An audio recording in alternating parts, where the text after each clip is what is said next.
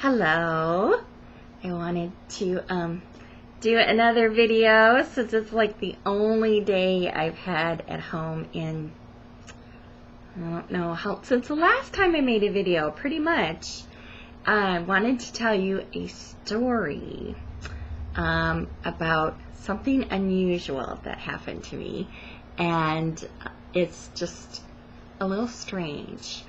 But anyway, when I was in college at Iowa State University, that's in Ames, Iowa, as soon as I graduated from high school, I moved to an apartment, kind of like, it's not really an apartment, it's like a house where you share like kitchen and bathrooms with a whole bunch of people.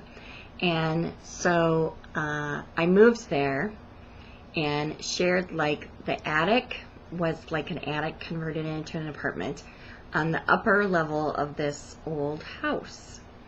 So across the street from me, they were doing a lot of renovating and making a lot of noise, and they were tearing off the roof and whatnot, and it was very noisy.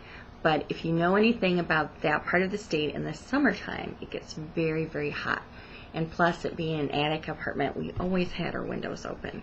So anyway, one night, my then fiance, and it wasn't the Blue at that time, so sorry, Blue, took me to a movie, and we went to the latest Dracula movie, and it was very scary. And I kid you not, came home after the movie, went up into this attic apartment, and because like it was an attic apartment, there wasn't a light switch by the door. You had to walk into the middle of the room, and there was this cord that hung down, and you had to pull the cord, and there was this exposed light.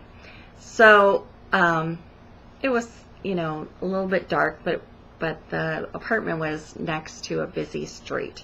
So my then fiance went over and pulled the light, and he goes, "There's something in here."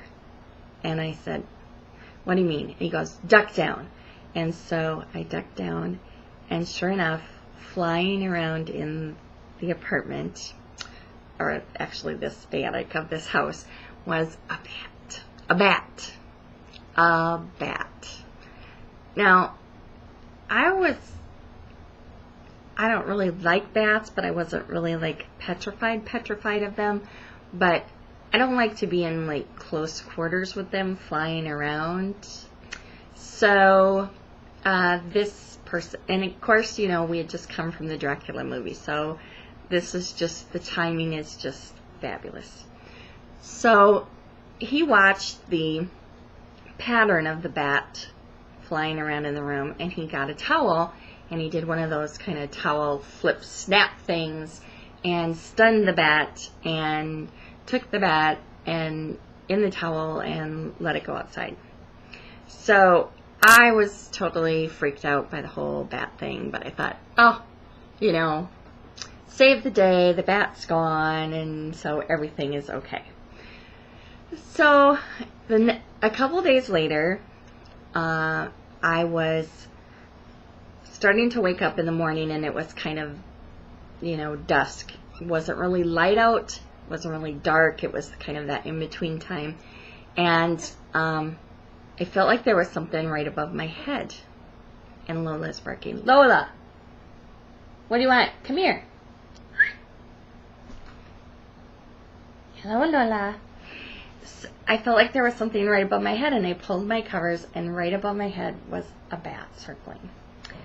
And so I quick put the covers up above my head, and I'm like, oh my gosh, hey, quit it. So I'm like, was scared to get out of bed, but for some reason, I don't know how this is possible, I fell back asleep. I got up, and my sister and I had lived in this kind of apartment attic thing together, but she went home for the summer, and I was supposed to be watching her turtle. Not a reptile person, so watching the turtle was not my favorite thing to do, but, you know, I was trying to help out.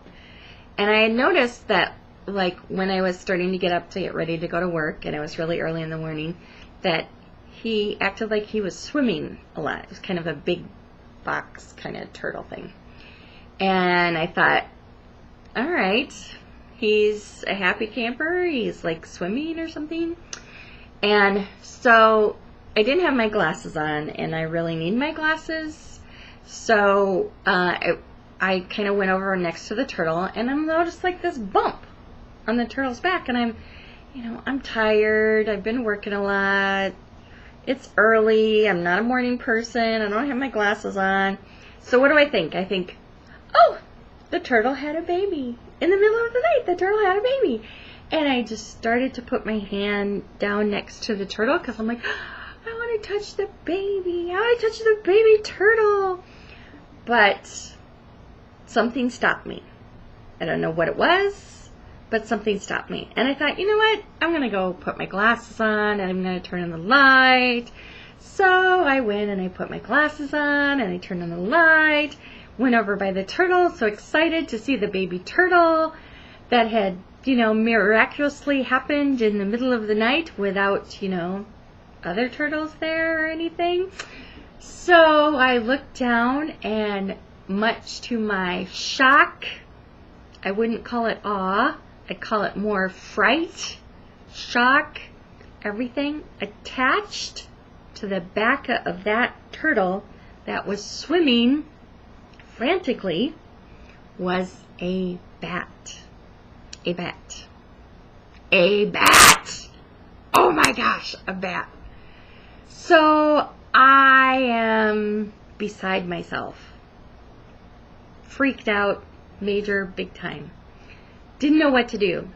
So I ran down this narrow staircase downstairs and knocked on every door that was in that house. Now understand, it's early in the morning and whatever. So because it was like a weekend, most everyone was gone. But I managed to get 2 engineering students that answered my beck and call. And I frantically explained to them what was happening, what was going on up in the attic. I wanted them to come with me. I wanted them to help me and understand these are engineering students. So what did they do? They said, let's go to the kitchen. And there's this big kitchen table.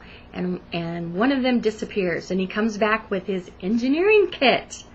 The little box with all the tools and the pencils and the little squares and whatnot.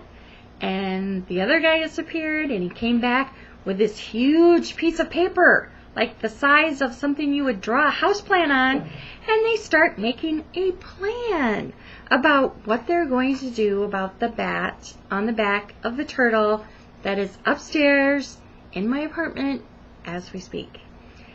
And I'm like, no, we're not making a plan. We're not drawing it out.